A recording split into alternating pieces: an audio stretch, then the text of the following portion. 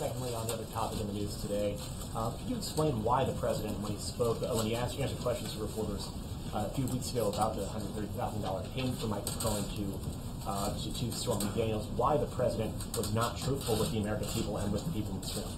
As Mayor Giuliani stated, and I'll refer you back to his comments, this was information that the president didn't know at the time, but eventually learned. Jonathan? Take a broader view on this. I know you can't talk about the details. But can I ask you, when the president so often says things that turn out not to be true, when the president and the White House show what appears to be a blatant disregard for the truth, how are the American people to trust or believe what is said here or what is said by the president? We give the very best information that we have at the time. I do that every single day, and we'll continue to do that every day I'm in this position. But the president, I mean, when the story first happened, came out that Ty Cobb would be leaving and Emmett Flood would be coming in. The president said fake news, said it was not true. When he talked about the prisoners in North Korea, he said the previous administration had been, failed to get them out. These two of them were taken prisoner while Donald Trump was president. And obviously the totally conflicting statements on the Stormy Daniels payment. And these are statements that are just not true. When it comes to North Korea, I think you could also look at Otto Warmbier, who was detained during a previous administration, as was one of the current detainees. And so that would reflect the president's comments that he made.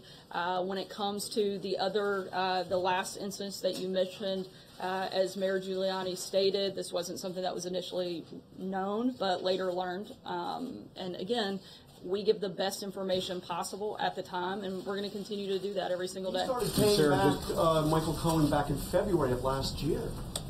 I mean, the reimbursement was happening long before the president was asked about this. Is that a question or? But I'm saying, how could he not have known he was paying him back?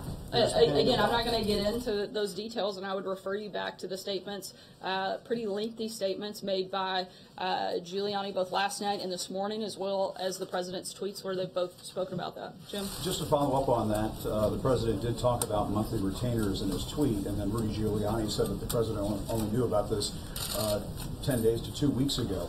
How can you only be aware of something 10 days to 2 weeks ago, but at the same time being in the process of paying monthly retainers that apparently covered this reimbursement to Michael Cohen?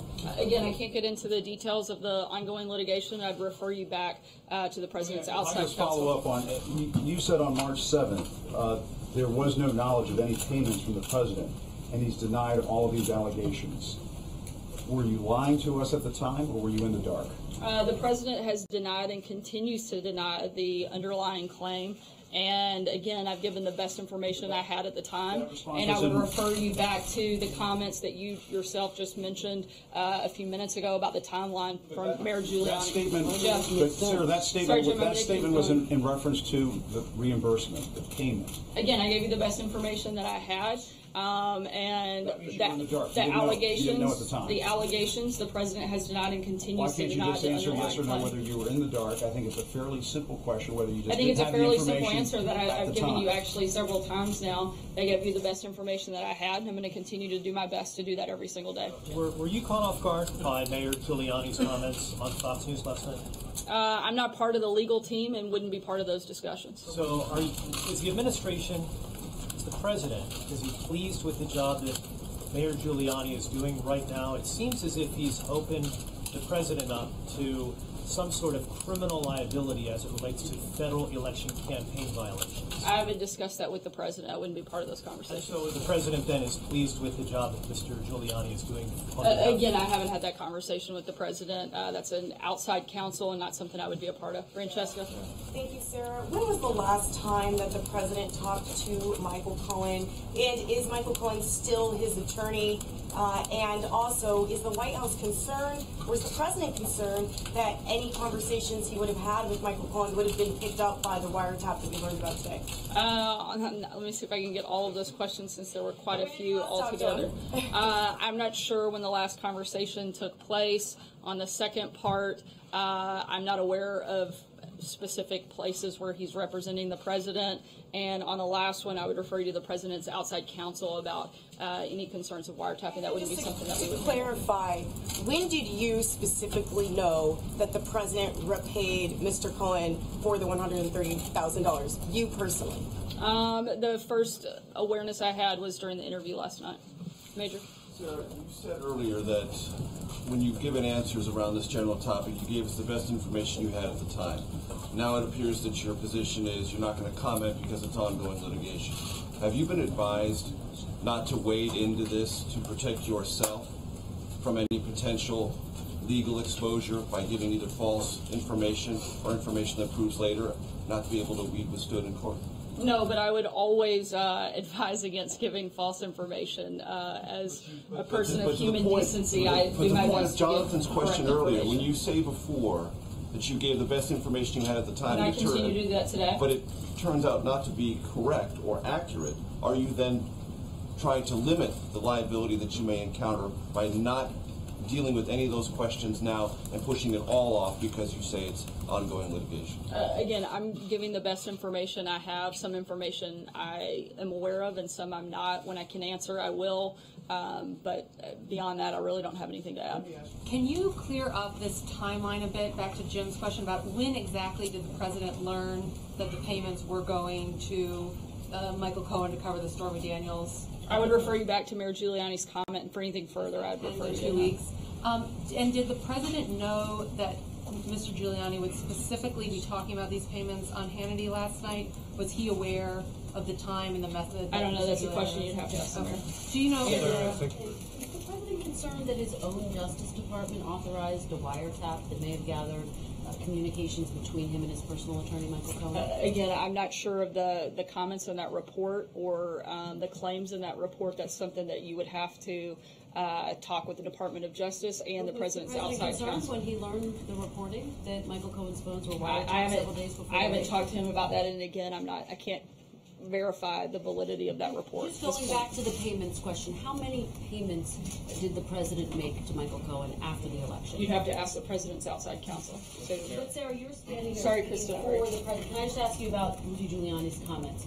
Rudy Giuliani said this morning, imagine if that came out on October 15th, 2016, in the middle of the last debate with Hillary Clinton, a reference to the payment. So does the White House now acknowledge that that payment was made with politics in mind? Again, I'm not aware of the back and forth, and I would refer you to the president's outside counsel. Did the president file a fraudulent personal financial disclosure last year when he filed a report that did not include a loan from Michael Cohen or any company affiliated with him? I mean, if there was no loan, then what would he have been reimbursing? I don't know. You would have to talk to the president's outside counsel. Brian? Thank you. Can you say why he was talking with Giuliani about the North Korean prisoners, given that he doesn't have a high-level clearance? I'm not aware that they spoke about that, so I don't know. Was he aware that Giuliani was going to be talking about them on TV during the negotiations? Again, I'm not aware that they spoke about it, so I can't answer that. So, Sarah, at this point, can you tell us definitively if the president plans to answer any questions from Bob Mueller, and if not, what is now in place here at the White House to go through that process of a subpoena, a possible indictment, a possible grand jury? Again, those are all questions you would need to refer to the outside counsel. Okay, well, now going to Rudy Giuliani. Did Rudy Giuliani do harm to the president today and last night in his conversations to Fox? I don't believe so. Why didn't he talk to the White House press office about his impacting stellar statements about what was happening?